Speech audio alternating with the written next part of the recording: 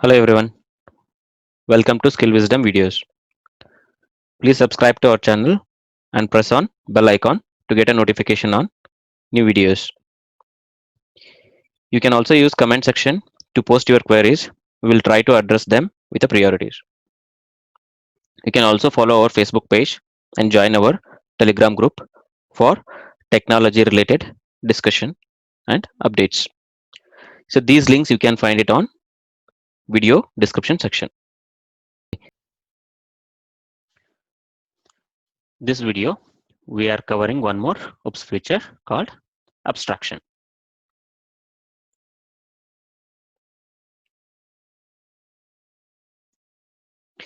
So let's take a real-time example, ATM machine, right? So abstraction stands for hiding the implementation details and showing only the functionality to the user. If you take an example of ATM machine, the backend you have a lot of functions, right? For example, if you want to withdraw any money from your account, so two things are very important. One is the amount what you are trying to withdraw should be less than the amount what is there in your account, right? And second one, whenever you enter some pin, it has to match to your bank pin, then only it will allow you to withdraw, right? How this will call your bank service and how it will check that amount and how it will check your pin and all, everything is hidden in the backend, right? For user, it's only provided with some basic functionalities like whether you want to withdraw, deposit, then change your pin, the basic things, right? So this is called abstraction.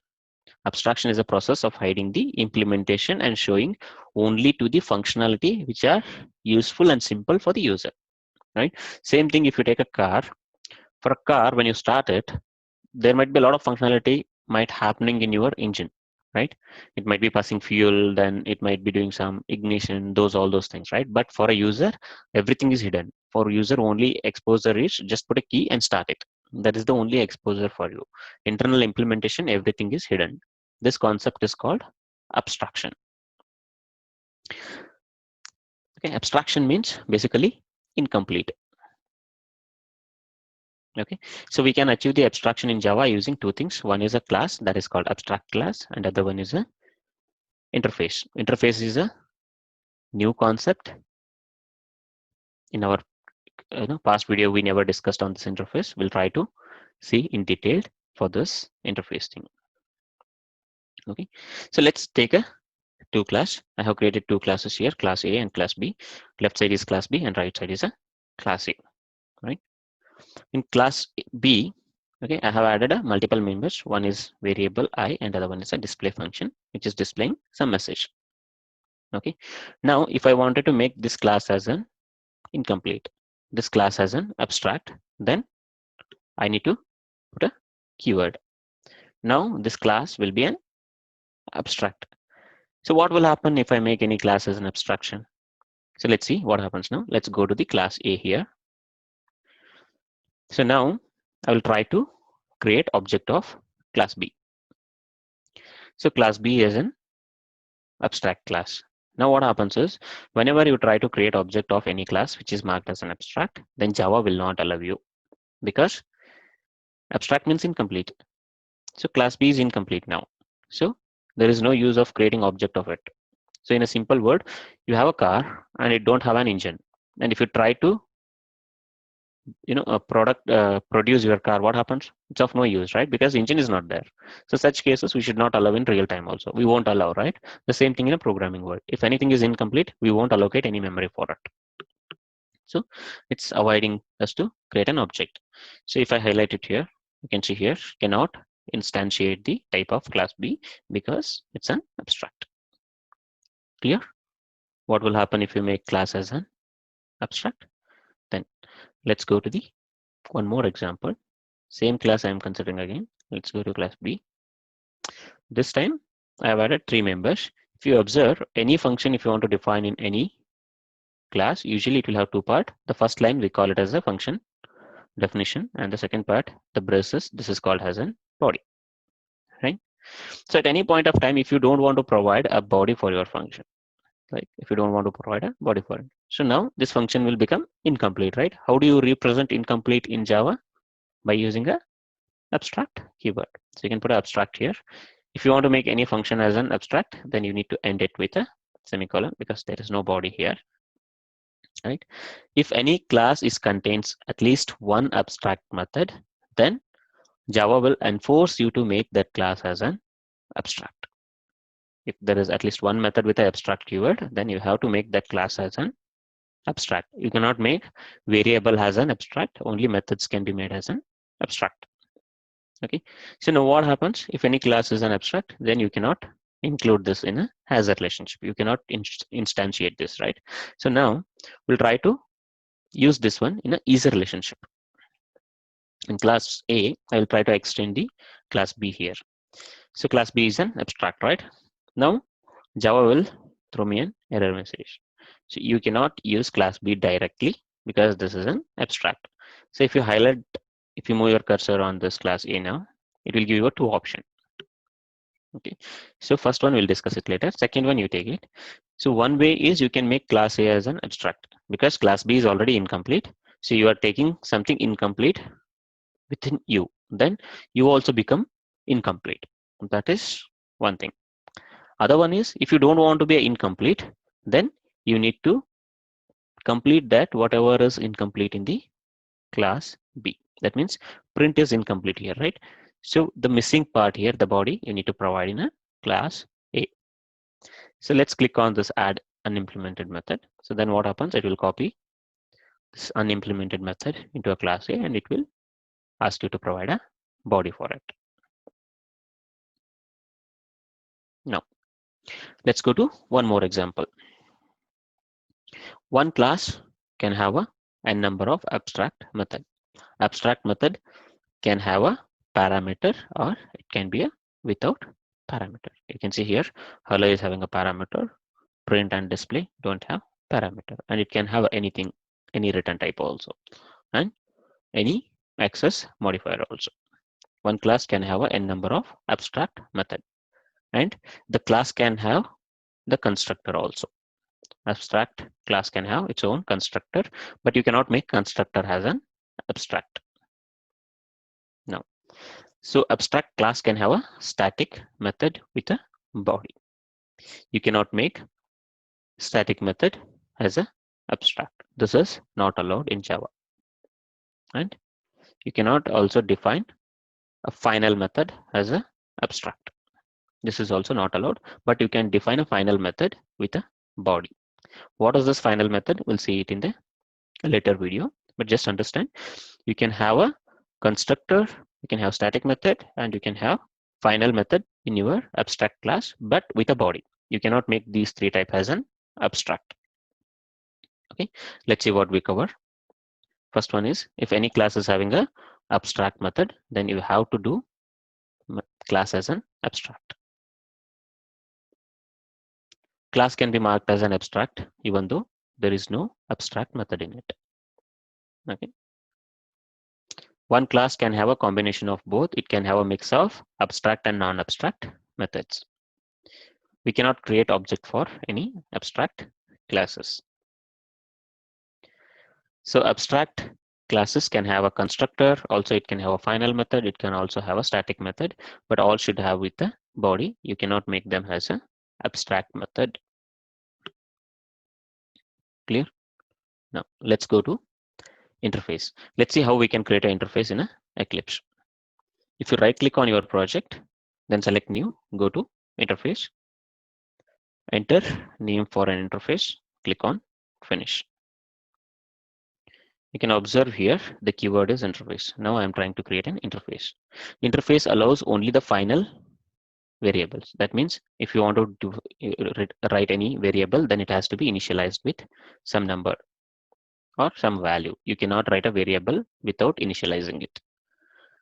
And let's try to write one function. Usually function means function definition and body. So interface here will not allow the body. All methods in the interface are by default abstract methods. You cannot have a body for any methods. You can have any access modifier, but avoid private here. Private is not good practice of an interface, and it won't allow also in the latest version. So now I have defined method with abstract, and there is no abstract keyword here. Interface don't have abstract keyword. By default, everything is an abstract. Okay. Now let's go to another class. Let's open it in a split mode so that it will be easy for us to understand. Okay. Yeah.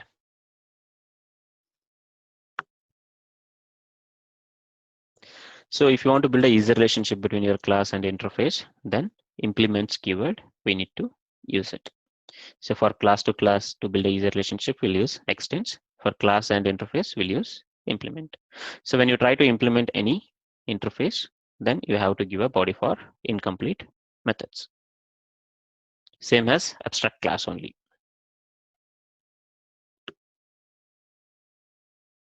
Right?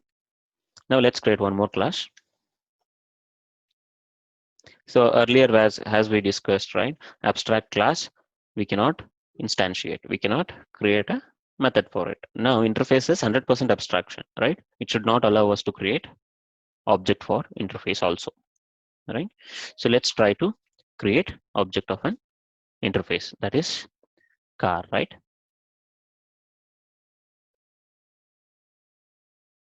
You can see here, it is not allowing me to create an object directly. It is asking me to implement display function. This is called anonymous type of creating an object. So we'll discuss this in later videos because right now it is in out of scope. Okay. Now just understand you cannot create object for a car straightforward without providing the definition for this display. Now let's try to create uh, just print some message on this class y so that will be easy to execute. Let's go back to the main class. Let's create object of class y.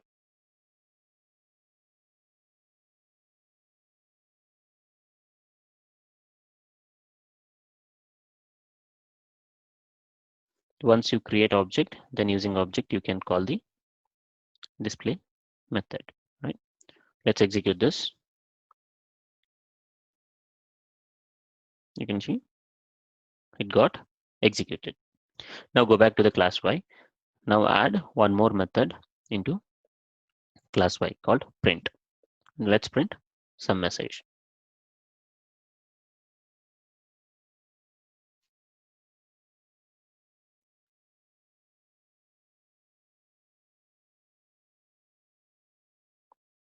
Now if you observe here, left side I have used class, that is a child class, right? In this case, what happens? You should be able to access child members as well as parent members, right? Now instead of this child class, if you use a parent class, that is interface car, right? Then it should not allow you to access child members. It should allow you to access only those members which are defined in your interface. Clear? This is called casting your element. This kind of casting is possible only in easier relationship. Okay. If you have left side part is if it's a child class, then you should be able to access both child and parent. If it is a parent type, either interface or a class, then it should allow you to access only the parent members. So if you want to understand this in detail, go through our previous video related to inheritance. You will understand it more clearly.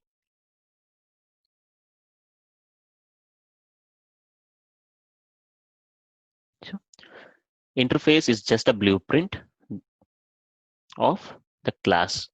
Interface alone don't have any meaning because it's 100% abstraction.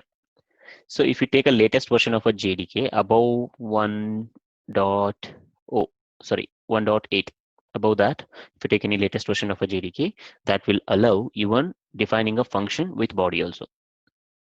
Okay, but before that, you can have an interface with only 100% abstract methods. It will not allow you to define any method with a body before 1.8. Okay, so it's just a blueprint of a class. Okay, so if you are defining any interface, then you should include this in some easier relationship to get some meaning. Otherwise, it's of no use. Interface can have a static method, it can have a constant, or variables in a interface are by default final. That means you have to initialize it. Without initialization, you cannot create any variable in your interface. And it can have an abstract method. By default, interface is 100% abstraction. So all the methods are by default abstract methods. No need to use any keywords in your interface. So as we have already seen, you cannot create object for your abstract class. Same thing is applicable for your interface also. You cannot create an object for it. Now, if you want to build a easy relationship between class and interface, then you can use the implements. Okay, now what happens? Whatever you have defined in car A, all our unimplemented methods will force to implement in your class Y. Okay, one class can implement more than one interface. You can use car1 dot comma car2 like that. You can use n number of interfaces. And this is an alternative for your multiple inheritance. Using a classes, we cannot do multiple inheritance, right? So now using interface, you can achieve that. This is an alternative for usage of classes to implement multiple inheritance. A class can implement interface. Along with that, it can also extend some classes. You can see here the class Y, it can extend class A, then it can also implement car. It can implement multiple interface also, like car comma car1, that also it is allowed. Clear how we can do abstraction using classes and interface? Thank you all.